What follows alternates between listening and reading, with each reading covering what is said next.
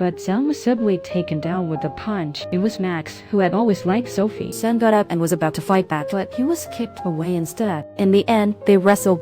Max was knocked down with a punch. At that moment, Sam broke him up with his foot. He picked up a stick to strike, but David caught him. Sam struggled twice, but could not break free. Just then, Max got back up and tackled Sam onto the corridor. Then the teacher arrived to stop them. Then, the two were taken to the office for a lecture. After leaving the office, Sophie met Sophie in the hallway. Without a word, Sophie punched him in the stomach.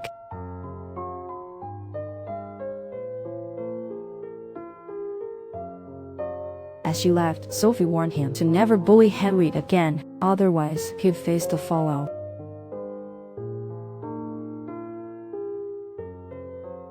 During the interview, a woman was splashed with water. This shocked everyone present. Just when everyone didn't know what to do, the woman laughed and said, "On such a hot day, being wet feels cool." She cleverly relieved the awkwardness. It turns out Daisy was a radio host in high school. Her dream was to be a broadcaster. Until this day, Daisy finally passed her interview. She happily hugged her best friend. Meanwhile, David received good news from his wife. He joyfully danced in the hallway. Passing classmates couldn't help but laugh. Henry just happened to walk by. Embarrassed, he hid his face, pretending not to know. But David stopped him, insisting on a meal. At that moment, Henry had no idea that David was his dad. Actually, David, at 40, turned 18 by surprise, but he kept this from his family and went back to high school. At that moment, Daisy approached them. David greeted them and then left. Then, Daisy told her son the good news of her admission. The two embraced joyfully to celebrate. Suddenly, David joined in. This left the two of them confused. Daisy pushed him away, wondering who this person was, but David brazenly stuck close.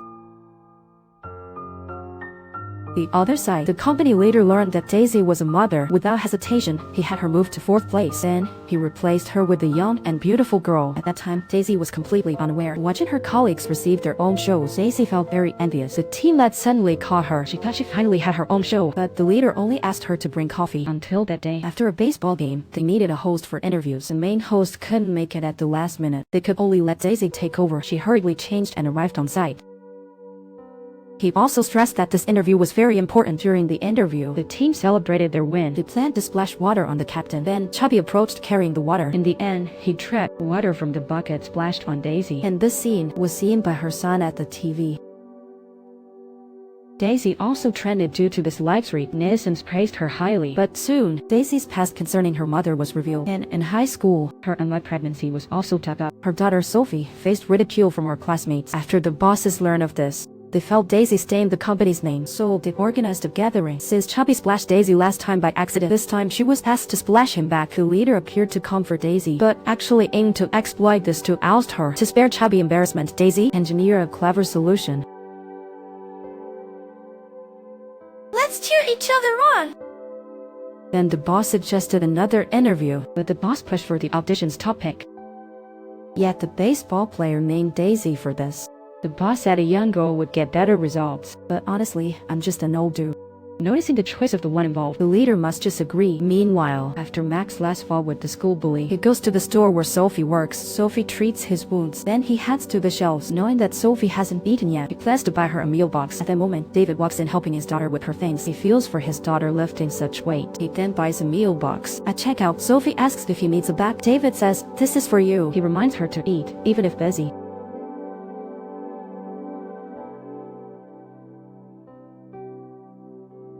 In gym class, he sees his daughter faint. David quickly carries Sophie to the hospital. The PE teacher quickly follows them. Meanwhile, after finishing an interview, Tilson learns Sophie is sick. She rushes to the hospital. After check, Sophie is fine. Seeing his unconscious daughter, he sees a nearby injured girl getting treated. He recalls when Sophie was injured as a child. He carried her to the hospital. Seeing Sophie crying, he feels very guilty. Now Sophie has grown up. He unconsciously stroked Sophie's head. But just then, Sophie suddenly woke up. She swatted his hand away. Then she asked what he was doing. Unbeknownst to Sophie, the person in front of her was her father. Sophie then sat up. She asked why he was touching her hair. Sophie suddenly recalled, so she said, "Where should I put my hands? Do you want to let go? You better act like this with other guys too." Got it? This left Sophie utterly confused. Meanwhile, Kevin received a call from David. He heard Mr. Lee's voice on the phone, so he used the excuse of visiting Sophie to meet Mr. Lee. Daisy's friend also followed him. He was off to the hospital for David. Soon, Sophie's mother, Daisy, arrived at the hospital. Seeing Sophie was okay eased her worries. Daisy was very grateful to learn that David brought her daughter to the hospital. She then told Kevin, "Your son did a great job. Let's use this chance to become kin. On hearing this, David and his friend nearly spat out their drinks. In the middle, Kevin was in trouble. Turning his head, he saw his crush, Mr. Lee, embarrassed in front of him. Kevin hurried out of the hospital. Then, Daisy went to the front desk to pay for her daughter. But the nurse checked and found that someone had already paid. At this time, Daisy got a message. It turned out the gym teacher paid the fee. Here, Daisy held her husband's resignation. She called to ask where David was. David nervously claimed he was on a work trip, but he didn't know his resignation letter had been mailed home. Daisy blamed him for not being worried about their sick daughter. Why are you always absent when we need you? They no longer need David now. After hanging up, David was quite mad too. If you knew I was David Hall, would you still say that? At that moment, David saw Sophie complaining to a friend. My dad. He's never there when we need him. He doesn't need us anymore. Hurt by those words, David walked away. Suicide has always been beside them. The next day was the final deadline for David and Daisy's divorce, but David still didn't show up. Just as the judge was about to announce, David, looking like he was 18 again, rushed in. Was he about to announce his identity? Daisy was surprised to see David. I always thought he was Kevin's son, Eugene. I'm here. David home. At that moment, David pulled out a letter.